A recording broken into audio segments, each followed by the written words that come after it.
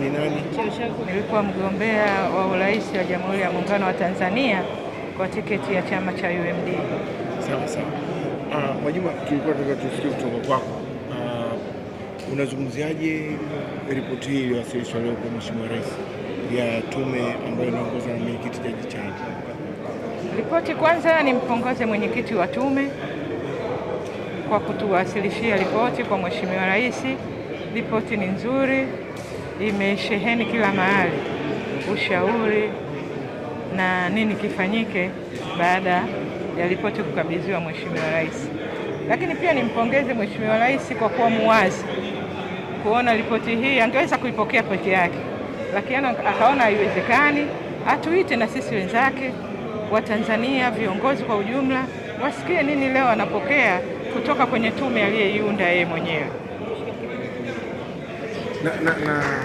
Labda mwisho unawaambia nini Watanzania?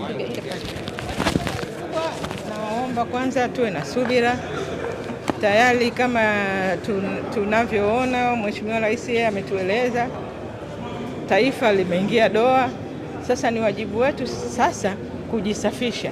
Ni lazima tuwe watulivu katika kuitunza amani yetu, tuepushe miemko, tuseme na watoto na ndugu zetu kwamba hatuna sehemu nyingine ya kwenda zaidi ya Tanzania. Hapa ndiko kwetu na tutabaki kuwa Watanzania.